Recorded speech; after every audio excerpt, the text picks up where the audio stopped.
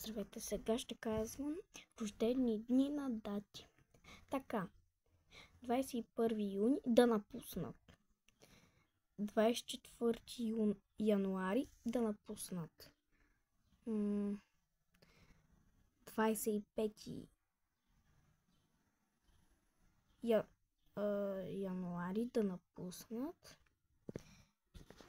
30 май да напуснат. 19 май да напуснат.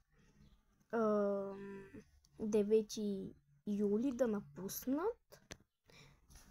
10 юни да напуснат.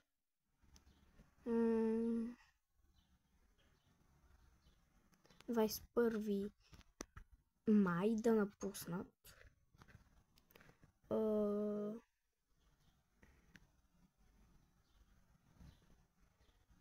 30 юни да напуснат.